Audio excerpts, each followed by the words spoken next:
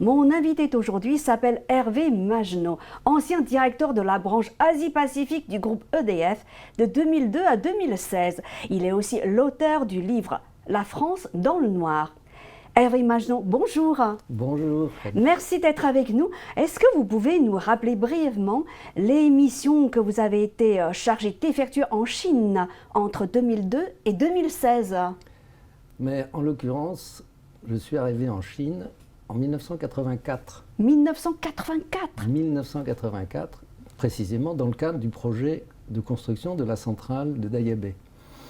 Et donc, les négociations entre 1984 et 1985, et je me suis installé à Shenzhen en 1986 comme directeur technique pour la construction de la centrale de Daya Bay. Alors, je voudrais juste dire quelque chose, c'est très important pour les relations entre la France et la Chine. Le contrat pour la construction de la centrale de Daya Bay, c'est un contrat de confiance entre la Chine et la France.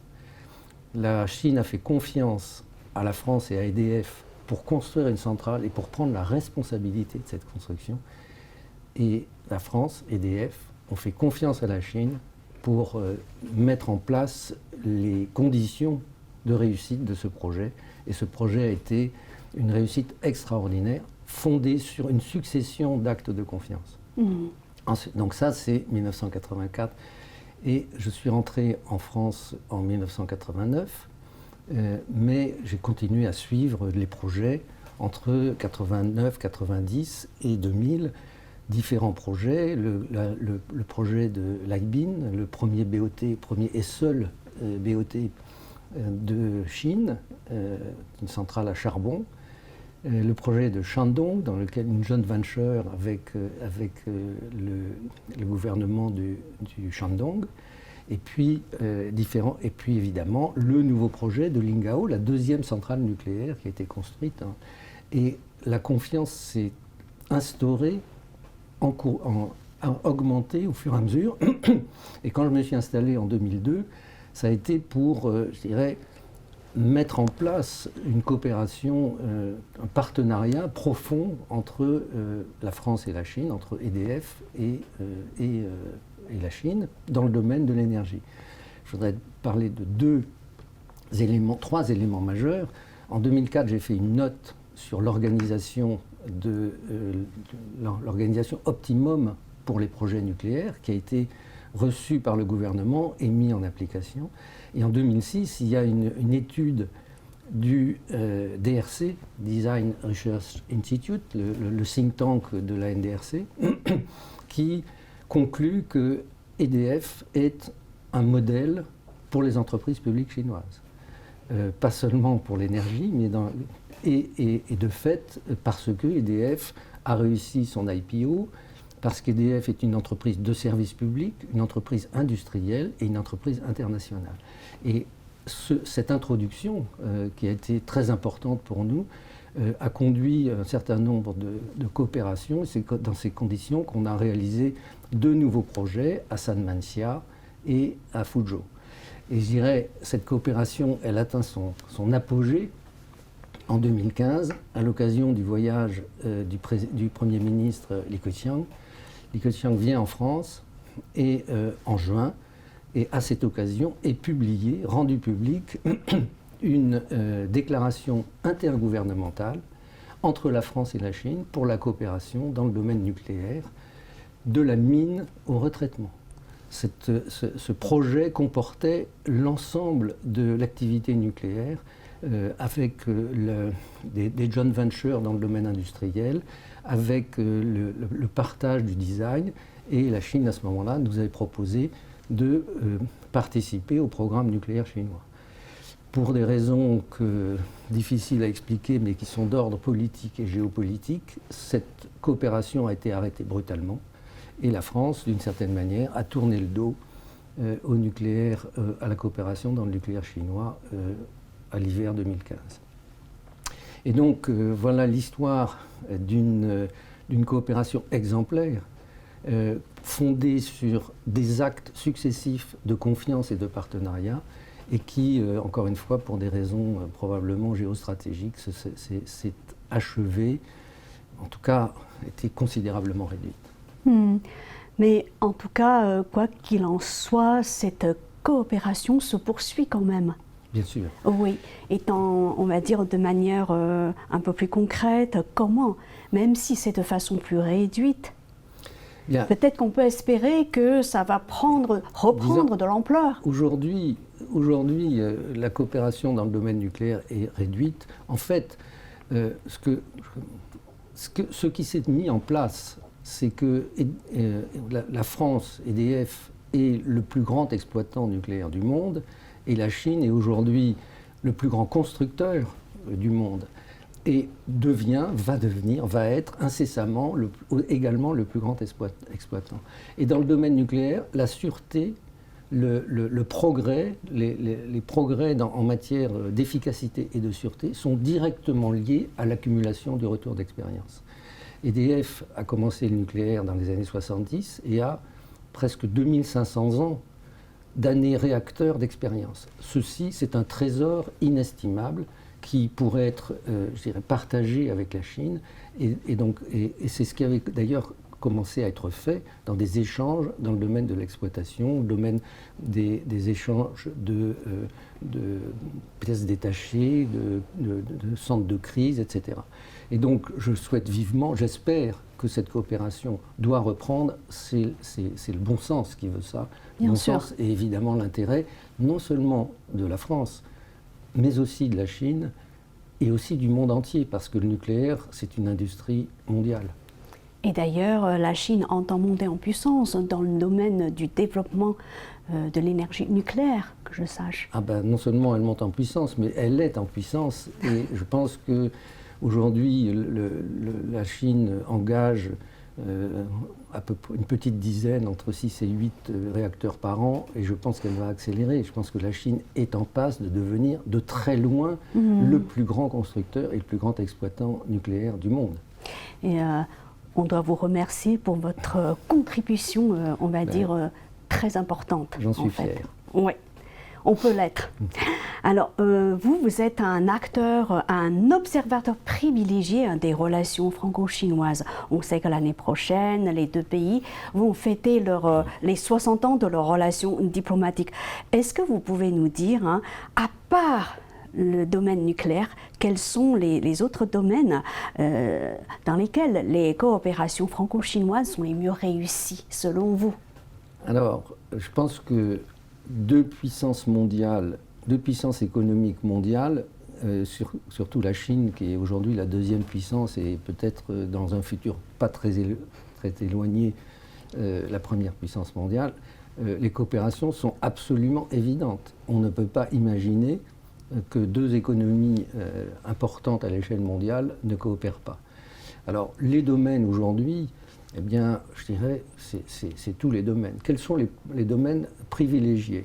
C'est ça. Je dirais, aujourd'hui, compte tenu de la méfiance qui existe et des difficultés, il y a des domaines qui sont plus favorables pour reprendre,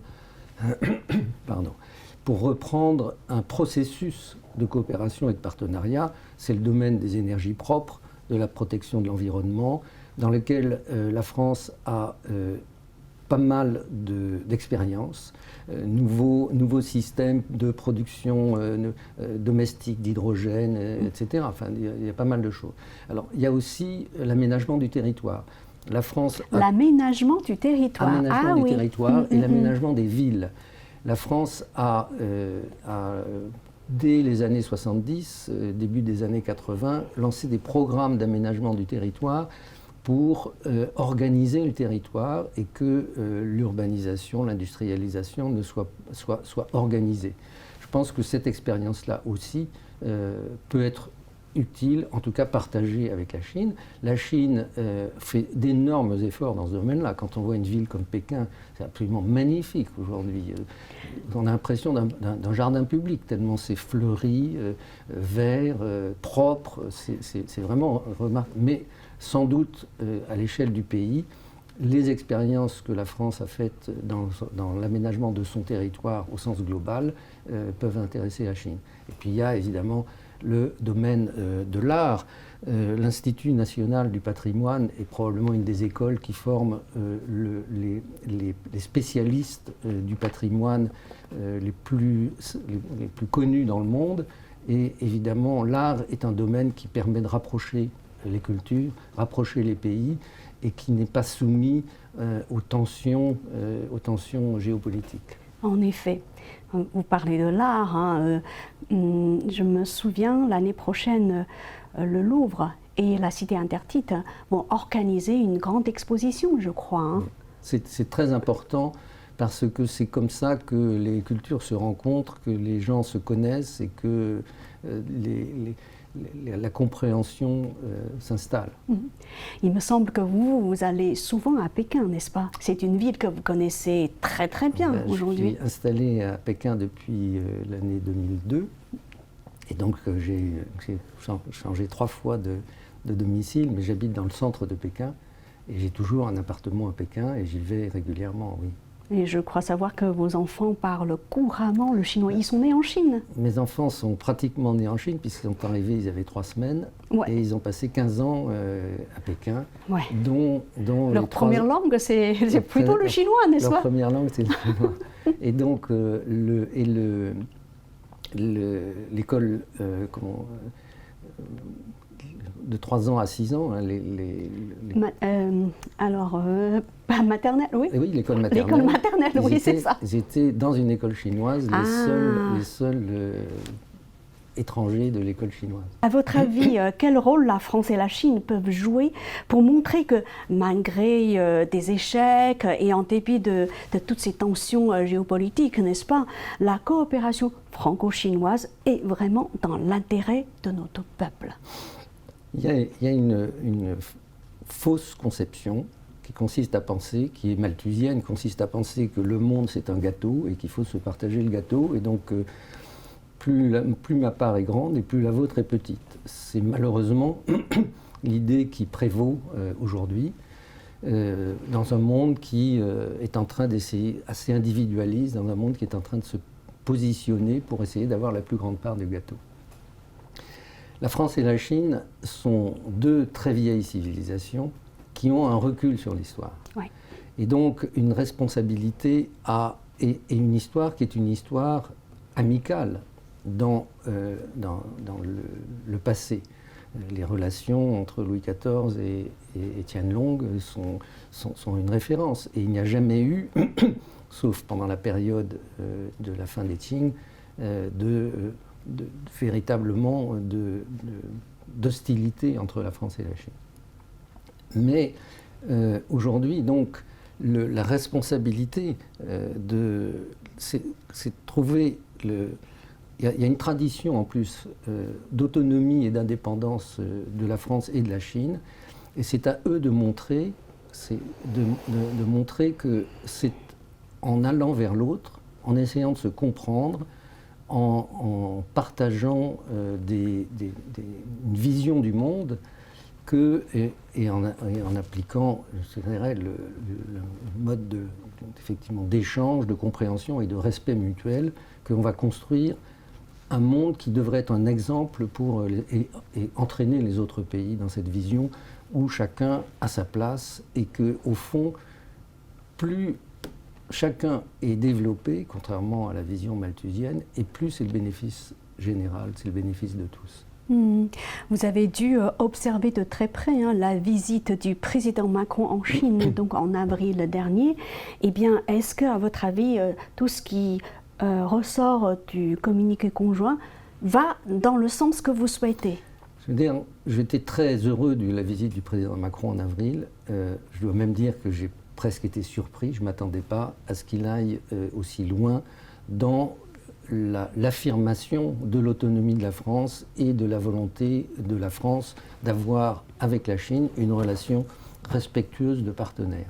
Évidemment, ça ne veut pas dire qu'il n'y ait pas des intérêts qui peuvent être conflictuels, mais on est dans une attitude de volonté de se comprendre. Et donc, le président Macron a affiché cette volonté, et je pense qu'elle va dans un sens qui est très général. aujourd'hui, on parle du Sud global. L'Occident, au sens États-Unis plus Europe, est en train, en tout cas pour une partie d'entre elles, de prendre conscience que ce n'est pas l'Occident qui doit définir le bien pour l'ensemble de l'humanité. C'est d'ailleurs le discours qu'a tenu le président, on va dire le président de l'Afrique du Sud, lors du sommet des BRICS. Voilà. Mais il y a le phénomène BRICS qui est en train de s'élargir. Ouais. Il y a un phénomène qui est plus large, qui est, je dirais, l'adhésion politique de la plupart des pays de ce qu'on appelle le Sud global à cette vision que le monde ne peut pas rester sous la coupe institutionnelle et régulatrice de la minorité occidentale. Et donc je pense que ce mouvement-là, qui a été, je dirais, assez bien décrit par un auteur que j'aime beaucoup, qui s'appelle Kishore Mahbubani, qui est un professeur d'université singapourien, et qui décrit très très bien le processus de... Il faut que le monde occidental accepte, prenne conscience que le reste du monde existe, que d'autres civilisations existent et que la cohabitation est parfaitement possible. Alors, pas plus tard que la semaine dernière, le Figaro a publié un article dans lequel il est écrit ceci, je cite: « Le contexte de freinage de l'économie couplé à la montée des tensions géopolitiques face aux États-Unis pousse plusieurs sociétés mondiales à opérer une stratégie d'atténuation de risques vis-à-vis de la Chine en délocalisant une partie de leur chaîne de production industrielle vers l'Asie du Sud où le coût du travail est plus faible. » Dans ce cas, quels sont les atouts de la Chine qui peuvent encore attirer les investisseurs étrangers, français en particulier? Mais il y aurait beaucoup à dire sur ce sujet. Je veux dire, il y a la campagne occidentale sur le thème « La Chine est en train de décroître, l'économie est en... » Vous n'y croyez pas? C'est pas que j'y crois pas, c'est que pendant les 20 ans de 80, entre 80 et 2003, entre 84 et 2003, en gros, 3 fois par semaine, il y avait un article dans les journaux occidentaux pour expliquer que le système chinois ne pouvait pas se développer et que la chute était prévisible, soit pour des raisons financières, soit pour des raisons sociales, soit pour des... Je me souviens très bien de cette période. Il y a une espèce de plaisir assez malsain, un peu pervers, à refuser que la Chine puisse réussir. Et donc aujourd'hui, effectivement, je dirais, après l'épisode du Covid et la guerre économique déclenchée par les États-Unis, c'est pas étonnant qu'il y ait un freinage. Un freinage de l'économie. C'est dans le monde entier d'ailleurs. Dans le monde entier. Et que la Chine va probablement quand même faire 5% de croissance cette année, ce qui est, pour la deuxième puissance économique mondiale, considérable. Est-ce que la réduction de la croissance est un processus structurel ou conjoncturel? Moi, personnellement, je ne suis pas spécialiste, je ne peux pas le dire, mais j'ai confiance dans le gouvernement chinois pour faire ce qu'il faut pour, en tout cas, atténuer et faire en sorte que la population chinoise continue d'être dans une situation d'amélioration de ses conditions. Maintenant, pour ce qui est des entreprises étrangères, je dirais, ça va très vite la Chine, ça va trop vite pour elle. Pendant toute une période, les entreprises étrangères investissaient pour avoir une main-d'œuvre à bon marché. C'est fini ça. Donc on change de paradigme. Et donc celles qui ont besoin d'une main-d'œuvre à bon marché pour fabriquer des produits, évidemment, quittent la Chine pour aller dans des pays où la main-d'œuvre est meilleur marché. Mais est-ce qu'on peut imaginer qu'on va se dérisquer par rapport à la deuxième puissance économique mondiale? C'est comme si on disait, ah ben maintenant, on ne sait jamais ce qui peut se passer compte tenu des évolutions internes aux États-Unis, on va plus travailler avec les États-Unis, ça n'a aucun sens. Quand on est une puissance économique mondiale, on est nécessairement imbriqué avec l'économie de la deuxième puissance économique mondiale. Et en plus, je dirais, aujourd'hui, les opportunités de développement qu'offre le marché chinois et d'ailleurs la politique d'ouverture de la Chine sont pour la plupart des entreprises encore une opportunité formidable. Et d'ailleurs, beaucoup d'entreprises, il y en a qui vont ailleurs, beaucoup d'entreprises continuent d'investir en Chine et je pense que ça va durer. Pourtant, on entend de temps en temps dire, surtout actuellement, que un certain nombre d'investisseurs redoutent de la montée des tensions militaires, enfin d'éventuelles tensions militaires du côté du détroit de Taïwan. C'est la raison pour laquelle ils restent dans l'attente. Et quel est votre, on va dire, point de vue là-dessus? Est-ce que vous comprenez leur, on va dire, réticence ou leur prudence? Je dirais, c'est le syndrome Ukraine. Donc tout le monde s'est dit, ah mais attendez, je travaillais avec la Russie, il y a eu la guerre en Ukraine, et donc la Russie est bannie, donc j'étais obligé d'arrêter toutes mes affaires.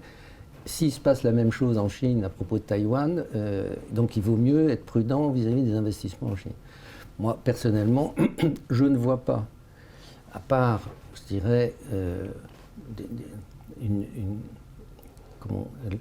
je ne vois pas dans l'intérêt de qui serait une guerre à Taïwan. Je ne pense pas que ce soit l'intérêt ni l'envie des Chinois, et je ne pense pas que ce soit ni l'intérêt ni l'envie des Américains. Ce qui est vrai, c'est que le processus, je dirais, de tension qui est créé aujourd'hui peut provoquer une étincelle qui aurait un effet. Donc le risque n'est pas totalement exclu. Mais l'idée suivant laquelle la Chine va envahir demain matin ou un de ces jours est une idée qui, en tout cas, que je ne partage pas. Et d'ailleurs, le terme envahir, qu'utilisent souvent les médias occidentaux, est inapproprié. Totalement. Mais ce qui est intéressant, c'est que l'ensemble du monde, à l'exception de quelques petits États, a reconnu qu'il n'y a qu'une seule Chine, la Chine et Taïwan, et qu'aujourd'hui, on explique qu'il faut protéger Taïwan contre la Chine. Donc, je dirais, il y a quand même un élément assez paradoxal dans le langage occidental qui est aujourd'hui développé.